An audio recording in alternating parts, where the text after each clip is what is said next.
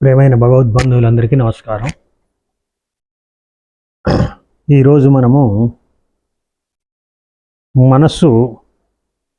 మనసుకు శాంతి ఎలా వస్తుంది, మనసు ఎలా ప్రశాంతమవుతుంది అనే దాని గురించి తెలుసుకుందాము.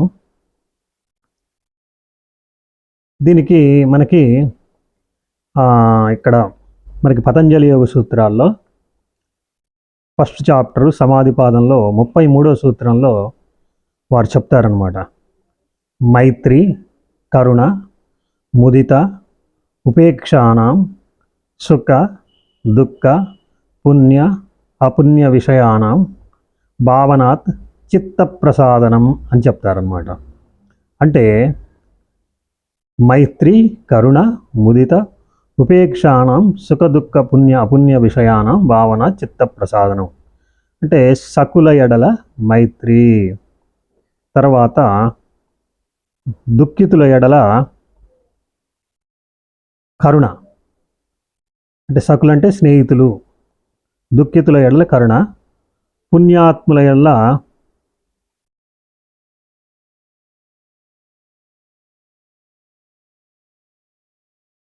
సంతోషము, పాపాత్ముల ఎడల ఉదాసీనత అంటే ఉపేక్ష. అంటే సుకుల ఎడల అంటే సుఖపడే వాళ్ళని చూసి మనము వాళ్ళతో మైత్రి చేయాలన్నమాట. సుకుల ఎడల మైత్రి, దుఃఖితుల ఎడల కరుణ అంటే కంపాషన్. అంటే సుకుల ఎడల మైత్రి అంటే ఫ్రెండ్షిప్, దుఃఖితుల ఎడల కరుణ కంపాషన్. పుణ్యాత్ములతో పుణ్యాత్ములు కలిపిన మనం సంతోషించాలన్నమాట వాళ్ళని చూసి. తర్వాత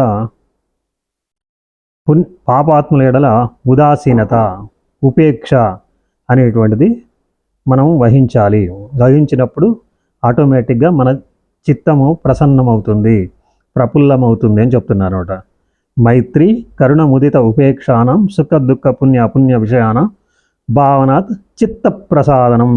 అంటే చిత్తము ప్రసన్నమవుతుంది, అంటే ప్రఫుల్లమవుతుంది, ప్రశాంతమవుతుంది అని చెప్తున్నారు అన్నమాట. తర్వాత ఇదే విషయం గురించి భగవద్గీతలో మనం చూసినట్లయితే అలాంటి చిత్తముతోటే మనము ధ్యానం చేయాలని చెప్తుందనమాట. ఏంది? ప్రశాంత మనసంహేనం యోగినం సుఖముత్తమం ఉపైతి శాంతిరజసం బ్రహ్మభూతం అకల్మషం అంటారు అనమాట.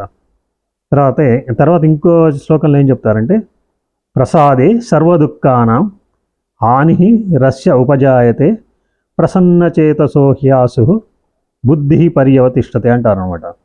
అంటే ఈ యొక్క ప్రసన్నమైనటువంటి ఈ ప్రసాదే సర్వదుఃఖానం, ప్రసాదం అంటే ఇదేదో తినే ప్రసాదం అని కాదు, దేవుడికి నైవేద్యం పెట్టి అలా కాదు. ప్రసాదం అంటే ప్రసన్నమైనటువంటి చిత్తము, ప్రసన్నమైనటువంటి మనస్సు. ప్రసాదే సర్వదుఃఖానం హాని రస్య ఉపజాయతే. అంటే ఈ యొక్క రజోగుణం ఇవన్నీ కూడా ఇదైపోయి అది దుఃఖములు ఉపశమిస్తాయి అన్నమాట. ప్రసాదే సర్వదుఃఖానం హాని రస్య ఉపజాయతే ప్రసన్నచేతతో హ్యాసు బుద్ధి పర్యవతిష్టతే. ఎవరైతే అలాంటి ప్రసన్నమైనటువంటి చిత్తముతో అంటే ఆ మనస్సుతో బుద్ధి పర్యవతిష్టతే, అప్పుడు వాళ్ళ బుద్ధి ఆ యొక్క లక్ష్యం మీద అంటే ఆత్మ మీద అంటే పరమాత్మ మీద, ఆ భగవంతుడి మీద సంలగ్నమవుతుంది అని చెప్తున్నారన్నమాట. తర్వాత ఉపనిషత్తు కూడా ఏం చెప్పుద్దంటే చిత్తే చలతి సంసారం నిశ్చలం మోక్ష ఉచ్యతే తస్మాత్ చిత్తం స్థిరీకుర్యాత్ ప్రజ్ఞయా పరయా పరే అంటాడు అనమాట. అంటే సంసారం అంటే ఏం లేదు, చిత్తం చలించడమే సంసారము, అంటే మనస్సు చలించడమే సంసారము. నిశ్చలం మోక్ష ఉచ్యతే, నిశ్చలమే మోక్షము అని చెప్తారనమాట. తర్వాత చిత్తే చలతి సంసారం నిశ్చలం మోక్ష ఉచ్యతే తస్మాత్ చిత్తం స్థిరీకుర్యాత్, అందువల్ల చిత్తాన్ని స్థిరంగా చేయమని చెబుతున్నారనమాట. తస్మాత్ స్థిరీకుర్య ప్రజ్ఞయా పరయా పరే, అంటే ఆ యొక్క వివేకముతోటి ప్రజ్ఞతోటి ఆ యొక్క చిత్తాన్ని మనము నిలుపవలను అని చెప్తున్నారనమాట. అయితే ఇక్కడ మనము పతంజలి యోగ సూత్రాలు 33వ సూత్రం చెప్పారు ఈ విధంగా. అయితే అసలు అంతకుముందు సూత్రాల్లో కూడా వారు ఏం చెప్తున్నారు అంటే డైరెక్ట్గా ఈ విధంగా చేస్తే మైత్రీకరణముతో ఉపేక్షానం సుఖ దుఃఖ పుణ్య అపుణ్య విషయానం భావన చిత్త ప్రసాదనం అని చెప్పారు కదా. అంటే ఈ ఈ సూత్రానికంటే ముందు వాళ్ళు అసలు ఏం చెప్పారు చెప్పి ఇది అవన్నీ చేసుకుంటూ వచ్చిన తర్వాత ఈ విధంగా మనం చేస్తే ఈ విధంగా మనకి ప్రసన్నమైన చిత్తం వస్తుంది అని చెప్తున్నారు అనమాట. కాబట్టి ఆ ప్రీవియస్ సూత్రాస్లో ఏం చెప్తున్నారు అనేటువంటిది మనం చూసినట్లయితే వారు అక్కడ ఏమంటారంటే ఫస్ట్ సూత్రంలోనే అథ యోగానుశాసనం అంటారనమాట. అంటే ఇప్పుడు ఈ యోగాన్ని అనుశాసనంగా అంటే శాసనంగా నేను ఇస్తున్నాను అని చెప్తున్నారు. అంటే ఇది యోగాన్ని తెలుసుకోవడానికి సరి అయిన సమయము అని చెప్తున్నారు అనమాట. అంటే అక్కడ శాసనము అని అంటే ఏంటంటే మనకి శాస్త్రాలు 3 రకాలుగా ఉంటాయి అన్నమాట. ఒకటి ఏంటంటే మిత్ర సంహిత, తర్వాత ఒకటి కాంతా సంహిత, ఒకటి ప్రభు సంహిత అని చెప్తారన్నమాట. ఇప్పుడు మిత్ర సంహిత అంటే ఏంటంటే ఒక మిత్రుడు ఇంకొక మిత్రుడికి చెప్పినట్లు చెప్పేదాన్ని మిత్ర సంహిత అంటారనమాట. మరి దాన్నే పురాణాలు ఆ విధంగా మిత్ర సంహిత అని చెప్తారు. తర్వాత కావ్యాలు కాంతా సంహిత అంటారనమాట. అంటే ఒక ప్రియుడికి ఒక ప్రేయసి చెప్పినట్లు దాన్ని కాంతా సంహిత అంటారనమాట. తర్వాత ఈ యొక్క సూత్రాలను ఏమంటారంటే ప్రభు సంహిత అంటారనమాట. అంటే ప్రభు అంటే రాజు ఏదైనా శాసనం చేసి అది శాసనం చేస్తే ఇక అది ఆ రాజ్యంలో ఉన్నటువంటి ప్రజలందరూ కూడా దాన్ని పాటించాలన్నమాట. అట్లనమాట ఈ సూత్రాలంటే కూడా అలాంటిదనమాట. కాబట్టి ఈ యోగ సాధన చేసే ప్రతి ఒక్కడు కూడా ఈ యోగ సూత్రాలని పాటించాలన్నమాట. పాటించినట్లయితే వీరు చెప్పినటువంటి రిజల్ట్స్ ఇందులో వీరు ఏ రిజల్ట్స్ అయితే ఫలితాలు అయితే చెప్పారో ఆ ఫలితాలు మనకి సంప్రాప్తం అవుతాయి అని చెప్తారనమాట. అందుకే యోగానుశాసనం అంటారనమాట. అంటే ఇప్పుడు యోగాన్ని నేను ఒక శాసనంగా ఇస్తున్నాను అని ఇక్కడ మహర్షి పతంజలి చెప్పారనమాట. తర్వాత ఏం చెప్తున్నారు, యోగ చిత్తవృత్తి నిరోధ అని చెప్తున్నారు. యోగం అంటే ఏంటంటే మన చిత్తంలో ఉన్నటువంటి వృత్తులు నిరోధింపబడటము. అంటే ఇక్కడ చిత్తము నిరోధింపబడటం కాదు, చిత్తంలో ఉన్నటువంటి వృత్తులు నిరోధింపబడటం అన్నమాట. అయితే మనకి ఇప్పుడు లేకపోతే వృత్తులు నిరోధం జరగకపోతే ఏమవుతుందంటే ఈ యొక్క మనసు పంచేంద్రియాలతోటి కలిసినప్పుడు ఏ ఇంద్రియంతో ఉన్నప్పుడు అలాగా ఉంటుంది తప్ప అసలు వృత్తిరహితంగా ఉంటే ఏ విధంగా ఉంటుంది చిత్తం అనేటువంటిది ఎప్పుడు కూడా మనం ఎరగం అనమాట. ఏ విధంగా అంటే ఇప్పుడు కన్ను లైట్ చూస్తూ ఉంటే లైట్గా అయిపోతుంది అనమాట. లేకపోతే నాలుక ఒక తీపి తింటున్నప్పుడు ఒక తీపిగా అయిపోతాం. లేకపోతే ఒక పులుపు తిన్నప్పుడు చింతపండు అలాంటిది ఏదైతే మామిడికాయ తిన్నప్పుడు పచ్చి మామిడికాయ పుల్లగా అయిపోతుంది అనమాట. అంతే తప్ప ఏ రకమైనటువంటి ఈ పంచేంద్రియాలతో స్పర్శ లేకుండా ఉన్నటువంటి స్థితి మనకి తెలియదన్నమాట. అది చిత్తవృత్తి నిరోధం జరిగినప్పుడు అప్పుడు మనకు తెలుస్తుంది అనమాట. అది ఇక్కడ చెప్పింది యోగ చిత్తవృత్తి నిరోధ అంటే అదనమాట. అంటే మనం ఇక్కడ దీన్ని 2 భాషల్లో తెలుసుకుందాం, ఇంగ్లీషు తెలుగులో. యోగం అంటే union of the inner being with the outer being. అంటే మనలో ఉన్నటువంటి వెష్టి చైతన్యం ఆ యొక్క యూనివర్స్లో ఉన్నటువంటి సమిష్టి చైతన్యంతో కలవడమే యోగము. లేకపోతే మనలో ఉన్నటువంటి ఈశ్వరుడితో మన మనస్సు ఈశ్వరుడితో లయమయటమే యోగము. అంటే ఈశ్వర సర్వభూతానాం హృదయేషర్జున తిష్టతి అని మీకు 18వ అధ్యాయం భగవద్గీతలో చెప్తారు. కాబట్టి మన హృదయంలో ఉన్న ఈశ్వరుణ్ణి మన మనస్సు అందులో కలిసిపోవడమే యోగము అన్నమాట. అది యోగ చిత్తవృత్తి నిరోధ. యోగం అంటే అదనమాట. చిత్తం అంటే place where physical matter and spiritual intersect. అంటే ఈ మనస్సు అంటే ఈ యొక్క విషయాలు, ఈ చిత్తం అంటే ఏంటంటే మన ఈ యొక్క మనలో ఉన్నటువంటి ఆలోచనలు, మనలో ఉన్నటువంటివి ఇవన్నీ అందులో స్టోర్ అయి ఉంటాయి అన్నమాట. అది చిత్తం అన్నమాట. అవి మళ్ళీ మనకి మెమరీ గుర్తులోకి రాకుండా ఉండడము. తర్వాత వృత్తి, చిత్తవృత్తి నిరోధ అన్నారు కదా. వృత్తి అంటే ఏంటంటే ఫంక్షనల్ మోడిఫికేషన్, లేకపోతే వేవ్ ఆఫ్ ద చిత్త అంటే ఆర్ థాట్ వేవ్ అని కూడా చెప్పుకోవచ్చు అనమాట.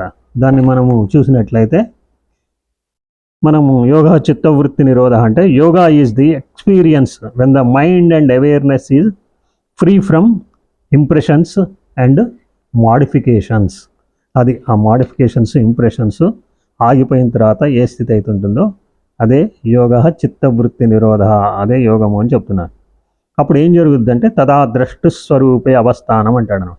ఇప్పుడు ద్రష్ట తన స్వరూపంలో తాను ఉంటాడు. అంటే ద్రష్టు అంటే ద సీయర్ ఆర్ విట్నెస్, స్వరూపే అంటే ఈజ్ ఓన్ ఫామ్ అనమాట. ఆయన యొక్క స్వరూపం అంటే ఓన్ ఫామ్. అవస్థానం అంటే రీఎస్టాబ్లిష్మెంట్ అనమాట. అంటే ఇక్కడ మనం మొత్తం మీనింగ్ చూసినట్లయితే following the experience of yoga the sadhaka resides in their own true nature. అంటే ఆయన యొక్క తన ప్రకృతిలో, తన స్వభావంలో, తన నేచర్ అంటే ఆ స్వరూపము, తన స్వరూపంలో తాను ఉంటాడు అని చెప్తున్నారు అనమాట. లేకపోతే ఏం జరుగుద్ది అనేది కింద సూత్రం చేద్దాం.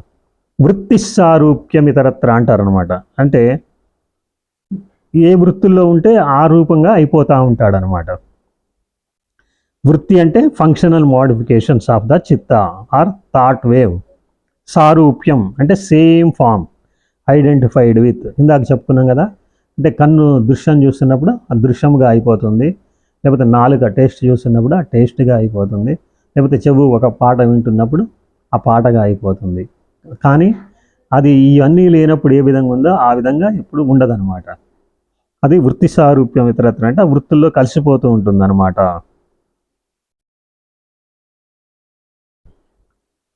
దానికి ఇక్కడ ఏం చెప్తున్నారంటే at other times one true nature is identified with thoughts and subtle impressions. ఆ యొక్క సూక్ష్మమైనటువంటి ఆ యొక్క ఇంప్రెషన్స్ ఎలా ఉందో ఆ రూపంలో ఉంటాడు తప్ప అతను స్వతంత్రంగా తన స్వరూపంగా వృత్తిరహితమైనటువంటి ఆ యొక్క ఆత్మగా ఉండడనమాట. తర్వాత సూత్రంలో ఏం చెప్తున్నారంటే వృత్తయ పంచతయ్య క్లిష్ట అక్లిష్టా.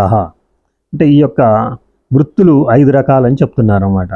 అంటే వృత్తయ మీన్స్ థాట్ వేవ్స్, పంచతయ్య అంటే 5 టైప్స్, క్లిష్టా అంటే పెయిన్ఫుల్ ఎలిమెంట్స్, అక్లిష్ట అంటే నాన్ పెయిన్ఫుల్ అనమాట.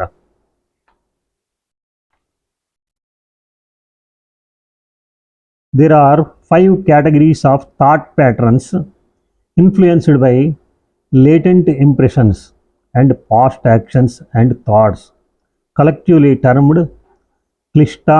Their antidote is aklishta. తర్వాత ప్రమాద, విపర్య, వికల్ప, నిద్ర, స్మృతయ. అంటే ఈ యొక్క వ్యక్తులు 5 రకాలు కదా. ప్రమాణ అంటే రైట్ ఆర్ కరెక్ట్ నాలెడ్జ్, విపర్యము అంటే రాంగ్ ఆర్ ఇన్కరెక్ట్ నాలెడ్జ్, వికల్ప ఇమాజినేటివ్ ఆర్ ఫ్యాన్సీఫుల్ నాలెడ్జ్, నిద్ర అంటే dreamless sleep or sound sleep అని కూడా చెప్పుకోవచ్చు అనమాట. స్మృతయ అంటే collection of memories, all the memories. అంటే ఇక్కడ స్మృతి అంటే ఏంటంటే కలెక్షన్ ఆఫ్ మెమరీస్, అంటే మన యొక్క అంతకుముందు చేసిన పనుల యొక్క వాటి యొక్క గుర్తులు మన మెదడులో నిక్షిప్తమై ఉంటాయి అన్నమాట. వాటినే స్మృతి అని చెప్తారనమాట. అది అనమాట ఇక్కడ చెప్పింది. తర్వాత దీని మీనింగ్ చూసినట్లయితే ప్రమాణ విపర్య వికల్ప నిద్రాస్మృతయ, ద 5 టైప్స్ ఆఫ్ వృత్తిస్. ప్రమాణ అంటే కరెక్ట్ నాలెడ్జ్, విపర్య అంటే ఇన్కరెక్ట్ నాలెడ్జ్, వికల్ప అంటే ఫ్యాంటసీ, నిద్ర అంటే డీప్ స్లీప్, స్మృతి అంటే మెమరీ. తర్వాత ఈ యొక్క ప్రమాణము 3 రకాలుగా ఉంటుందని చెప్తారనమాట. అదేంటంటే ప్రత్యక్ష, అనుమాన, ఆగమాహ ప్రమాణాన్ని. అంటే ఈ యొక్క ప్రమాణములు ప్రత్యక్ష అంటే పర్సీవ్డ్ బై సెన్సెస్, అంటే మన ఎదురుగా, ప్రతి ప్లస్ అక్షం అంటే కంటికి ఎదురుగా కనపడేటువంటిది.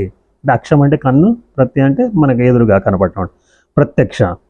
అనుమాన అంటే ఇన్ఫరెన్స్, అంటే మన ఎక్కడైనా మనకి పల్లెటూళ్ళలో చూసినట్టయితే ఆ గుట్టల మీద అక్కడ ఏదో పొగ వస్తూ ఉంటుంది అనమాట. అంటే అక్కడ ఆ కొండ మీద ఉన్నటువంటి అడవి తగలబడిపోతుంది అనుకోండి, మనం అక్కడ పొగ కనపడుద్ది, కానీ మనకు అక్కడ నిప్పున్నది అయితే కనపడదు. కానీ దాన్ని బట్టి మనం ఏమనుకోవాలి అంటే ఆ యొక్క పొగని బట్టి అక్కడ నిప్పు ఉంది అనేటువంటిది దాన్ని అనుమాన ప్రమాణము అంటారనమాట. తర్వాత ఆగమాహ. ఆగమాహ అంటే రిలయబుల్ టెస్టిమోనీ అంటారనమాట. రిలయబుల్ టెస్టిమోనీ అంటే ఏంటంటే ఇప్పుడు మనము న్యూస్ పేపర్ ఉంది. ఇది ఇక్కడ ఆగమ అంటే ఈ శాస్త్రాలు అనమాట. మనకి ఇప్పుడు అప్ టు డేట్ ఎగ్జాంపుల్ చెప్పుకోవాలంటే మనకి ఎక్కడో ఢిల్లీలోనో మధ్యప్రదేశ్లోనో ఏదో ఒక న్యూస్ వేస్తాడు, అక్కడ ఏదో రైలు యాక్సిడెంట్ అయిందని. అంటే మనం నమ్ముతాం కదా. అంటే మనం పోయి చూసాము, మరి చూడలేదు కదా, కానీ అది నమ్ముతున్నాం.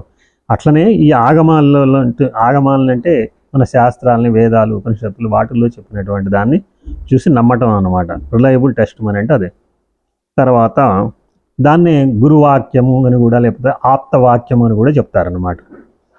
తర్వాత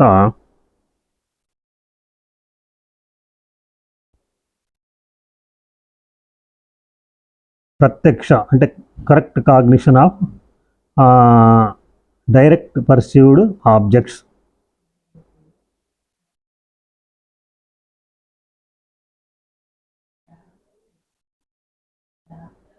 తర్వాత విపర్యయం మిథ్యాజ్ఞానమతద్రూప ప్రతిష్టం అంటారనమాట. అంటే విపర్యయం అంటే ఫాల్స్ ఆర్ ఇన్కరెక్ట్ నాలెడ్జ్ అనమాట. తర్వాత మిథ్య అంటే ఫాల్స్, జ్ఞానం అంటే నాలెడ్జ్. విపర్యో మిథ్యాజ్ఞానం అతద్రూప అంటే doesn't correspond to of its form.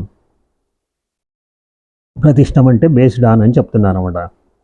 ఇక్కడ ఏం చెప్తున్నారంటే incorrect cognition of perceived objects. అంటే ఇందాక మనం చెప్పుకున్నాం కదా, కొండ మీద ఆ యొక్క పొగను చూసి అక్కడ నిప్పు ఉందనేటువంటిది ఐడెంటిఫై చేయడం అనమాట. తర్వాత శబ్ద జ్ఞానానుపాతి వస్తు శూన్యో వికల్ప. అంటే word of language of the శబ్దం అంటే word of language, the knowledge out of sound. అంటే ఈ యొక్క శబ్దానికి సంబంధించినటువంటి నాలెడ్జ్ అనమాట. జ్ఞానం అంటే నాలెడ్జ్. అనుపాతి అంటే dependent on or based on వస్తు అంటే ఆబ్జెక్ట్. శూన్య అంటే జీరో. వికల్ప అంటే fanciful thought or wave or imagination అంటారనమాట. అంటే దాని మీనింగ్ చూసినట్లయితే శబ్ద జ్ఞానానుపాతి వస్తు శూన్య వికల్ప అంటే మెంటల్ కన్స్ట్రిక్షన్స్ మోటివేటెడ్ బై డిజైర్స్.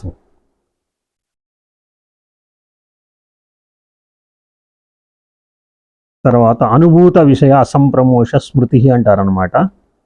అంటే శబ్ద జ్ఞానాన్ని వస్తూన్య వికల్ప. తర్వాత అనుభవ ప్రత్యయాలంబన వృత్తిర్ నిద్ర అని చెప్తారనమాట. అంటే అభావం అంటే absence of any feeling, motion or violation. Voidness అంటే ఖాళీ అనమాట. ఏ భావము లేకపోవడం అనమాట. ప్రత్యయ అంటే ఎక్స్పీరియన్స్. ఆలంబన అంటే బేస్డ్ ఆన్, సపోర్ట్ ఆన్. వృత్తి అంటే thought wave or function of the చిత్త. నిద్ర అంటే డ్రీమ్లెస్ స్లీప్, సౌండ్ స్లీప్ అని చెప్తున్నారనమాట. Impressions during sleep void of external perceptions. అంటే మన యొక్క మనసు ఏమీ గ్రహించలేకుండా ఉన్నటువంటి స్థితి. అలాంటి ఖాళీగా ఉన్నటువంటి మనసు ఖాళీగా ఉండి తర్వాత అది దాని యొక్క అవేర్నెస్ కోల్పోతుంది అనమాట. అంటే అది తెలుసుకునేటువంటి స్థితిని కోల్పోయి అది తెలియకుండా ఒక మగతలోకి, ఒక నిద్రలోకి జారిపోతుంది అనమాట. అది నిద్ర అంటే అదనమాట. మనం పూర్తిగా ఖాళీగా ఉన్నటువంటి స్థితి. Impressions during sleep void of external perceptions. తర్వాత అనుభూత విషయ అసంప్రమోష స్మృతి అని చెప్తారనమాట. అంటే మనం ఎప్పుడైతే అనుభూతి చెందినటువంటి విషయాలు మళ్ళీ గుర్తుకొస్తూ ఉండడం అనమాట. అనుభూతి అంటే ఎక్స్పీరియన్సెస్, విషయ అంటే సబ్జెక్ట్. అసంప్రమోష అంటే పార్షల్ డిప్రివేషన్, నాట్ డిప్రైవ్డ్. స్మృతి అంటే మెమరీ.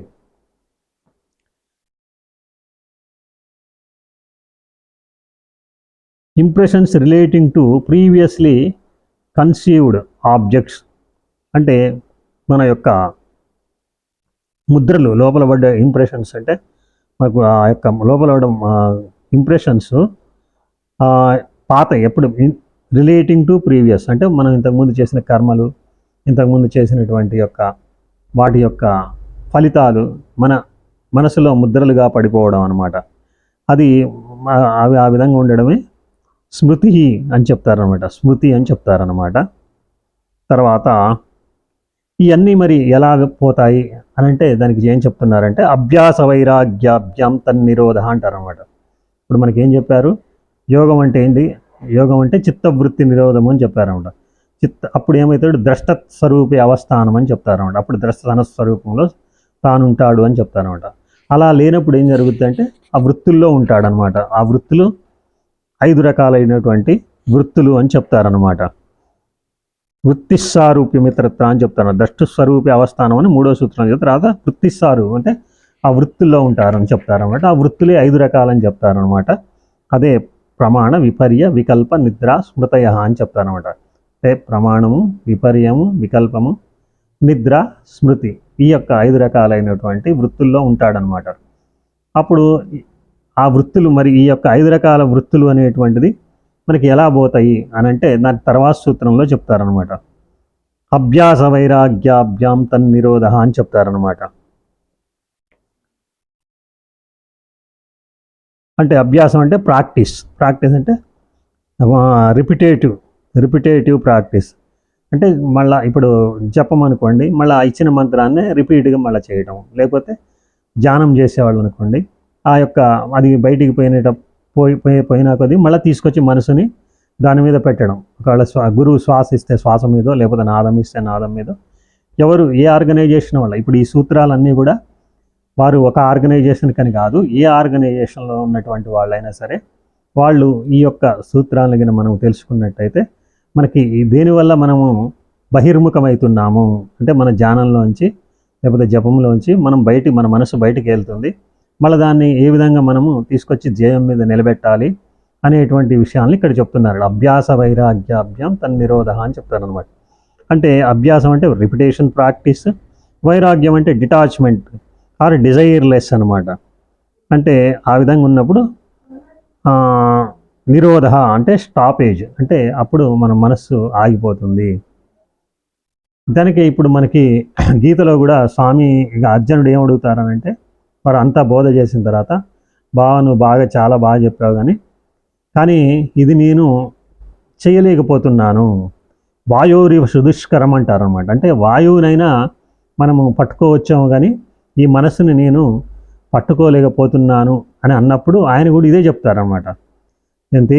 అసంశయం మహాబాహో మనోదుర్నిగ్రహం చలం అభ్యాసైనతు కౌంతేయ వైరాగ్యేణ చ గుహ్యతే అంటారనమాట. అంటే నువ్వు చెప్పింది కరెక్టే అర్జున, కాదంటాలేదు, కానీ ఈ యొక్క అభ్యాసేనతు కౌంతేయ అంటే ప్రాక్టీస్ చేయడం వల్ల వైరాగ్యేణ చ గుహ్యతే. వైరాగ్యం అంటే మన యొక్క ఈ పంచేంద్రియాల నుంచి డిటాచ్మెంట్, అంటే వాటి నుంచి విడిపోవడము. అది డిటాచ్ అయ్యి ఇక్కడ మనము మన లక్ష్యం మీద, అంటే మనకు గురువు ఏదైతే ఇచ్చిండో శ్వాసో నాదము ఇంకేదైనా ఏది ఇస్తుంది దాని మీద మనము మన మనసుని పెట్టగలిగినప్పుడే అది అక్కడ డిటాచ్ అవ్వాలి, ఇక్కడ దీనికి అటాచ్ అవ్వాలి, అంటే ఆత్మకి లేకపోతే శ్వాసకి. ఎందుకంటే ప్రాణో హి భగవాన్ ఈశ ప్రాణో విష్ణు పితామహ ప్రాణేన దారేతే లోక సర్వం ప్రాణమయం జగత్ అంటారు. అంటే ప్రాణమే భగవంతుడు. ఇంకా అందుకే శివం పోతే శవం అంటారు కదా. మరి చనిపోయిన శవాన్ని ఏం చేస్తారు? ఫస్ట్ ముక్కు దగ్గర ఏలు పెట్టి చూస్తారు, అంటే ప్రాణం నడుస్తుందా లేదా ఉందా అని. కాబట్టి ప్రాణో హి భగవాన్ ఈశ, ఇది వేదమంత్రం అనమాట. ప్రాణో విష్ణు పితామహ, ఇది ప్రాణమే యొక్క బ్రహ్మ. ప్రాణో హి భగవాన్ ఈశ ప్రాణో విష్ణు పిత ప్రాణే దార్యతే విష్ణు, తర్వాత ప్రాణేన దార్యతే లోక, ఇదంతా కూడా ప్రాణంతో నిండి ఉన్నది. సర్వం ప్రాణమయం జగత్, ఇదంతా కూడా ప్రాణముతో పరివ్యాప్తమై ఉన్నది అని చెప్తారనమాట. కాబట్టి ఈ యొక్క నాదము ప్రాణం ఎప్పుడు ప్రాణం మీద పెట్టినా పర్లేదు, నాదం మీద పెట్టినా పర్వాలేదు అనమాట. నాదం అంటే ఏంటి? శబ్దం అనమాట. ఓంకారము అని చెప్తారనమాట. దాన్నే మనకి అది 8వ అధ్యాయంలో చెప్తారనమాట. ఓం ఇది ఏకాక్షరం బ్రహ్మ వ్యాహరన్ మాం అనుస్మరన్ యప్రయాతి త్యజందేహం సయాతి పరమాంగతిం అని చెప్తారనమాట. అంటే ఆ ఓంకారాన్ని ఎవరైతే ఓం ఇది ఏకాక్షరం బ్రహ్మ వ్యవహరన్ మాం అనుస్మరన్ అంటే అనాలి, వినాలి. ఓంకారం ముందు ఉద్గీతం చేయాలన్నమాట, బయటికి పాడాలి. తర్వాత ఉపాసీత అంటే ఏంటి? దాని మీద మన దృష్టిని నిలపాలి, అంటే మన మనస్సుని నిలపాలన్నమాట. ఓం ఇది ఏకాక్షరం బ్రహ్మ అంటే అదే బ్రహ్మము అంటే ఆ భగవంతుడి యొక్క వోకల్ ఇదేంది శబ్దం ఏంటంటే వోకల్ సౌండ్ ఏంటంటే ఓంకారం అనమాట. భగవంతుడికి నామం ఏంటంటే తస్యవాచక ప్రణవ అని చెప్తారు అన్నమాట ఇదే అధ్యాయంలో పతంజలి. ఆయన యొక్క పేరు ఏంటంటే భగవంతుడికి పేరు ఏంటంటే ఓంకారం అనమాట.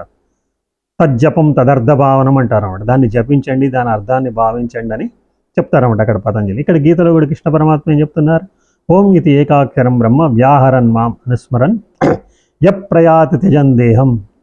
ఎవరైతే ఈ విధంగా ఇచ్చేస్తూ దేహస్మృతిని కోల్పోతారో వాడు నన్నే పొందుతున్నాడు అని చెప్తున్నాడు. ఓమిత్యేకాక్షరం బ్రహ్మ వ్యాహరన్ మాం అనుస్మరన్ యప్రయాత్యజనే సయాది పరమాం గతిం. వాడు ఆ పరమగతిని పొందుచున్నాడు. పరమగతి అంటే ఏంటి? ఆ మోక్షం, ముక్తి, లేకపోతే లిబరేషన్, ఫ్రీడమ్ అని చెప్తారన్నమాట.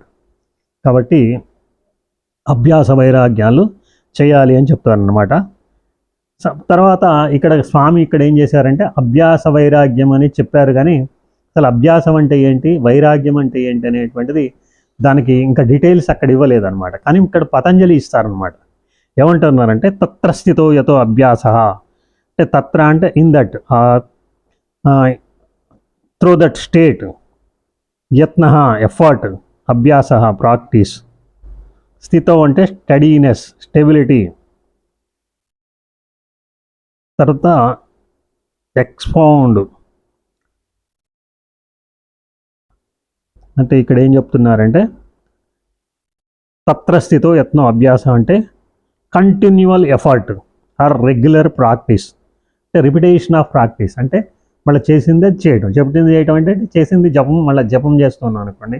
ఎందుకంటే జపం వల్ల కూడా పొందొచ్చు అనమాట. ఎందుకంటే మనం ఇస్కాన్ వాళ్ళు ఉన్నారనుకోండి, హరే కృష్ణ హరే రామ్ వాళ్ళు ఏం చేస్తారు? జపా చేస్తారనమాట. మనకు ఉపనిషత్తు కూడా ఏం చెప్తాడంటే జీవబ్రహ్మైక్యార్థే జపే వినియోగ అని చెప్తాడనమాట. అంటే ఈ జీవుడు ఈ బ్రహ్మంలో అంటే భగవంతుల్లో కలవటానికి చేసేటువంటి ప్రయత్నమే జపము. కాబట్టి మీరు జపం చేసినా పర్లేదు, ధ్యానం చేసినా పర్వాలేదు, ఆ ధ్యానం కూడా శ్వాసం మీద చేసినా పర్లేదు, నాదం మీద చేసినా పర్లేదు, లేకపోతే ఎవరి గురువు ఏది ఇస్తే దాని మీద చేసినా పర్లేదన్నమాట. తర్వాత అది తత్రస్థితో యతో అభ్యాస అంటే ఏంటంటే అదనమాట. అంటే మళ్ళీ చేసిందే repetition, continual or effort or regular practice of the yogic techniques in aimed at stabilising and tranquillising the mind. అంటే అప్పుడు ఆ మనస్సు ఒక ప్రశాంతమైనటువంటి ట్రాంక్ల్ స్టేట్లోకి వస్తుందన్నమాట. తర్వాత మనకి వైరాగ్యం అంటే ఏంటనేది చెప్తున్నారనమాట. వైరాగ్యం అంటే ఏంటంటే ద్రష్టవు అనుశ్రవిక విషయ వితృష్ణశ వశీకార సంజ్ఞా వైరాగ్యం అంటారు అనమాట. ద్రష్ట అనుశ్రవిక విషయ వితృష్ణశ వశీకార సంజ్ఞా వైరాగ్యం. ద్రష్ట అంటే పర్సీవ్డ్ బై ద ఐస్, అనుశ్రవిక ఎనీథింగ్ దట్ ఈజ్ హర్డ్, విషయ సబ్జెక్ట్ పర్సీవ్డ్, వితృష్ణస్య అంటే డిజైర్లెస్ అంటే తృష్ణ లేకపోవడము, ల్యాక్ ఆఫ్ థ్రస్ట్. వితృష్ణస్య అంటే తృష్ణ అంటే ఒక దాహము అట్లాంటిది అనమాట తృష్ణ. వశీకారం అంటే పర్ఫెక్ట్ మాస్టరీ అంటే వాటి మీద వశం అంటే ఆ ఇంద్రియాలని వశం చేసుకోగలగడం అనమాట. వైరాగ్యం అంటే డిటాచ్మెంట్, అది మాస్టరీ ఓవర్ ద సెన్సెస్. వైరాగ్యం అంటే ఏంటంటే మన యొక్క ఇంద్రియాలని మన స్వాధీనంలో పెట్టుకోవడం అనమాట. ఎలాగంటే ఇప్పుడు స్వాధీనం లేని ఇంద్రియాలు ఎలా ఉంటుందంటే ఒక గుర్రపు బండి ఉందనుకోండి, అది రోడ్డు లేకపోతే ఎడ్ల బండి రోడ్డు మీద ఆగి ఉంది. ఆ ఆగి ఉన్న ఎడ్ల బండి పక్క నుంచి సరే సైకిల్ మీద పచ్చగడ్డి కోసుకొని ఆ సైకిల్ వెనక క్యారేజీకి పెట్టుకొని పోతూ ఉన్నాడు. అయితే ఆ బండి నడిపేవాడు ఏదన్నా దింపడానికి ఆ లోపలికి ఇంట్లోకి వెళ్ళాడు. దాని మీద వడ్ల బస్తాలు ఏదో తీసుకొచ్చాడు. ఆ బండి నడిపే వ్యక్తి ఆ బస్తాన్ని లోపడేయడానికి లోపలికి వెళ్ళాడు. ఆ యొక్క ఎద్దుల బండి అక్కడ ఉందనుకోండి, ఆ పక్క నుంచే ఆ యొక్క ఆ గడ్డి సైకిల్ పోతుందనుకోండి, అవి ఏం చేస్తుంది? ముందుకు మూవ్ అయిపోతూ ఉంటుంది అనమాట. అంటే ఆ యొక్క కన్ను అనేటువంటి ఇంద్రియంకి ఆ పచ్చగా కనపడేసరికి అది దాని కంట్రోల్ లేదనమాట, వెళ్ళిపోతుంది అనమాట. ఎందుకంటే అక్కడ యజమాని లేడు, కంట్రోల్ చేసే పగ్గాలు పట్టుకొని అక్కడ బండిని ఆపి యజమాని లేడు అనమాట. కాబట్టి అట్లానే అది ఎద్దులకనే కాదు, ఇప్పుడు షుగర్ పేషెంట్ ఆడున్నాడు అనుకోండి, వాడిని స్వీట్ తినొద్దన్నారు అనుకోండి, వాడు స్వీట్ స్టాల్ ముంగల్ నుంచి వస్తున్నాడు అనుకోండి, వాడు అయితే ఇవాళ జిలేబీ కొనుక్కొని తింటే ఏం కాదులే, కాకపోతే కొద్దిగా ఎక్కువ డోస్ వేసుకుందాం మెడిసిన్ అని అనుకుంటాడు అనమాట. అంటే ఆ యొక్క మాస్టరీ ఓవర్ ద సెన్సెస్, అంటే ఇంద్రియాల మీద వాడికి పవర్, అంటే వాటిని కంట్రోల్ చేసే పవర్ లేదనమాట. కాబట్టి ఆ ఇంద్రియానికి లొంగిపోతాడు. ఒక్కటే కాదు, కన్నే కాదు, చెవి కావచ్చు, శబ్దం కావచ్చు, నాలిక కావచ్చు, జివ్వ కావచ్చు, ఏదైనా సరే ఆ యొక్క ఇంద్రియాలని వాటి మీద మనకి ఇది లేకపోవడమే దాన్ని వైరాగ్యం. అంటే దాని మీద మనకి స్వాధీనం, మన స్వాధీనంలోకి వచ్చినప్పుడు వైరాగ్యం మనకి అలవడినట్టు అనమాట. అభ్యాసం ఉండాలా, వైరాగ్యం ఉండాలన్నమాట. ఈ రెండు ఉన్నప్పుడే మన ఇంద్రియాలు మన స్వాధీనంలో ఉంటాయి. మన స్వాధీనంలో ఉన్నప్పుడే మనము ధ్యానం చేసినప్పుడు, అభ్యాసం చేసినప్పుడు ఆ అభ్యాసము మనము పర్ఫెక్ట్గా అన్ఇంటరప్టెడ్గా మెడిటేషన్ అనేటువంటిది జరుగుతుందన్నమాట. మళ్ళీ అది కూడా ఏమండి ఎన్ని రోజులు చేయాలి, ఎప్పుడు ఏంది, అదొక వారంలో సప్తాహంలా చేస్తే సరిపోతుందా, లేకపోతే ఒక మండలం రోజులు 40 రోజులు చేస్తే సరిపోతుందా, లేకపోతే అని చాలామంది అడుగుతూ ఉంటారు అనమాట. ఇది అలాంటి దీక్షలు కాదనమాట, ఇది జీవితకాల దీక్ష అనమాట. అందుకే ఆయన ఇక్కడ ఏం చెప్తున్నారంటే సతు దీర్ఘకాల నైరంతర్య సత్కార సేవితో దృఢభూమి అని చెప్తున్నారు అనమాట. అంటే అది దీర్ఘకాలము నిరంతరము చేస్తూనే ఉండాలన్నమాట. అంటే అంటే దట్, అంటే ఇన్ దట్ ప్రాక్టీస్, దీర్ఘం అంటే లాంగ్ టైం, దీర్ఘకాలం అంటే నైరంతర్యం అంటే అన్ఇంటరప్టెడ్ అనమాట, వితౌట్ ఇంటరప్షన్. సత్కార సేవితో అంటే విత్ డివోషన్, అంటే విత్ లవబుల్, ద రివరెన్స్, అంటే మనం అది మన ఒక ప్రేమగా చేయాలి. అంతేగాని ఇదేదో గురువు నా నెత్తిన పెట్టిండు, ఇది ఎక్కడికో బాబు రోజు పొద్దున్నే బ్రహ్మముహూర్తంలో లేచి, అంటే పొద్దున్నే 4 5 లేచి మెడిటేషన్ చేయమంటుండు అని మనం అదొక బాధపడుతూ చేయటం కాకుండా అది మనం ఎంతో సంతోషంగా చేయాలన్నమాట. అది సత్కార ఆసేవితో అంటే యుటిలైజేషన్. తర్వాత దృఢ అంటే ఫర్మ్లీ, భూమి అంటే గ్రౌండ్నెస్, ఎర్త్ అంటే ఫర్మ్ గ్రౌండ్ అనేటువంటిది ఏర్పడుతుంది. అంటే మనసు, ఆ మనసు ఒక స్థిరత్వంగా ఆగిపోతుంది.